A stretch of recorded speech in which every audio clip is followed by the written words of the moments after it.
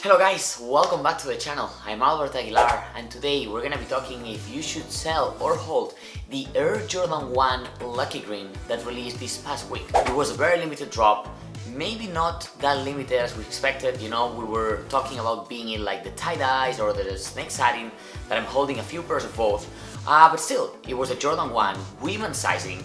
It retailed for $170 plus taxes, so depending on the state we're talking about $182 if you don't have taxes in your state.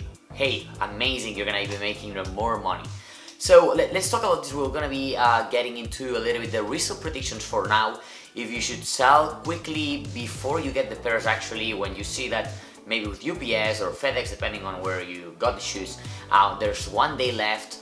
You could sell in StockX. If you should already try to make your connection or talk to a local store, that's gonna be interesting as well. So hey, let's go. I want to tell you something that was very curious, and I was reading about it in my phone. I was just basically that Foot Locker had a bit of a trouble, especially in Europe, where last minute, and Europe, hey, listen here, Europe is about to go in lockdowns in London, Germany, Holland and Spain. So Foot Locker decided to release the pairs in store because they had trouble in the app, in the Footsight's new Flex app.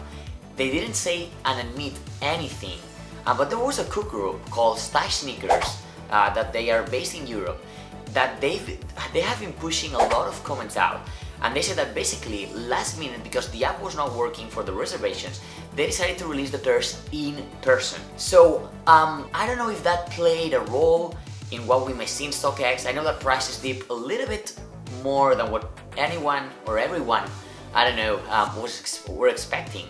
So we'll have to see. But obviously I haven't had a chance to see the shoe in person, but they've been telling me, and you can like check it out anywhere, that the quality of the shoe is amazing. The materials from the sole to the top part to the insole, like, they are amazing. So I don't know if maybe sneakerheads and everyone that is like on a cook group are kind of into sneakers a lot, when everyone starts receiving their pairs, instead of just selling the shoe and undercutting as usual, I don't know if I should predict that some people are gonna actually hold this shoe because they're gonna realize that the material is premium.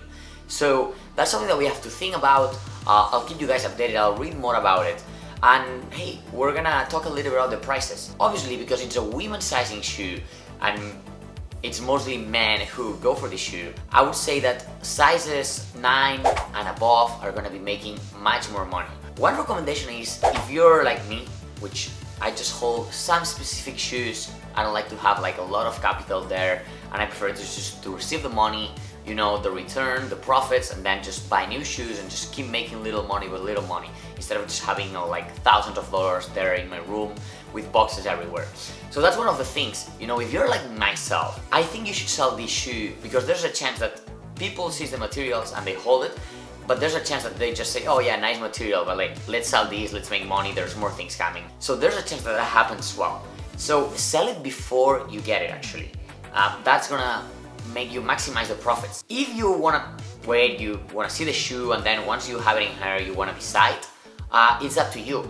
But then you might start, I don't know, you might need to start finding some local stores. Because I think in StockX, prices are gonna dip a little more when everyone receives the pairs. And it might take a while. We know Air Jordan 1s, after 3-4 months, we start seeing really an increase in price, like more return, you know, after like all the undercutters have stopped selling the pairs that they have. So that's gonna be a little bit on how we wanna play this out, you know. I was expecting, to be honest, to be like the snake satin. I didn't get a chance to cop the tie-dye. I just got it last week when Sneakers did this restock, or Jordan Reserve, I think that's how they call it, but it's just, I don't know. I got a tie-dye and I have it here now. I'm kind of deciding, like, if I sell this shoe now locally or in StockX, they're giving me the same. They're giving me about $220, $230. So I'm talking about $50 because I live in Charlotte, North Carolina. So it's $170 plus 12 in tax, $182.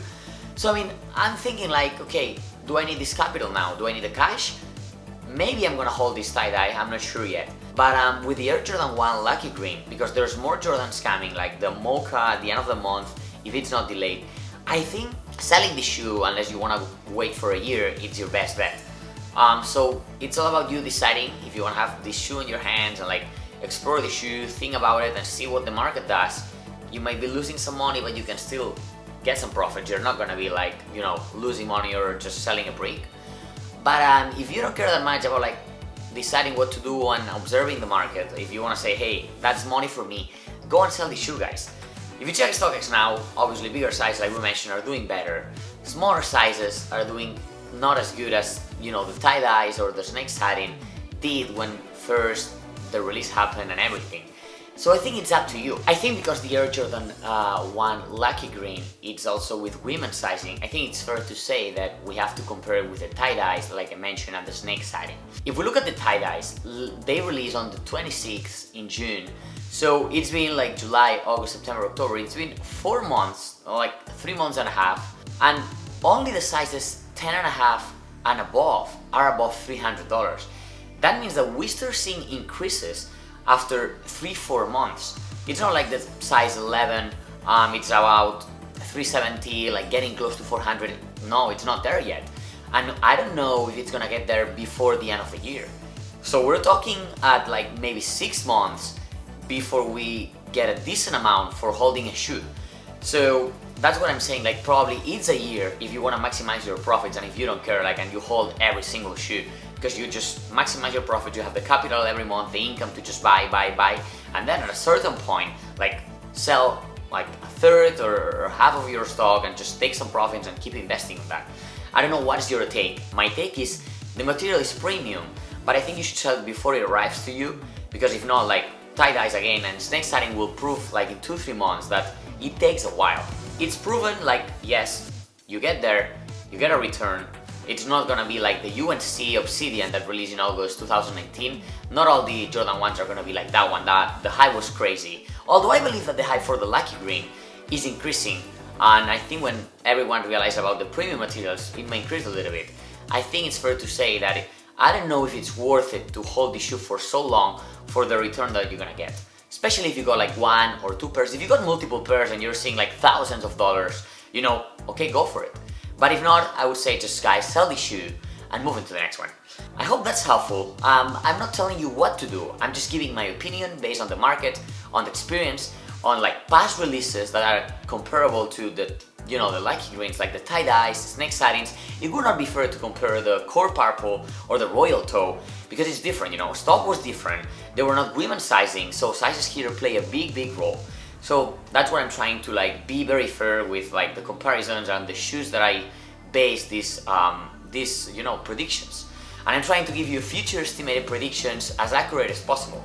So drop a like if that was helpful, subscribe if you haven't, and hey, stay tuned because there's more coming. I'm Aguilar, I'll catch you in the next one.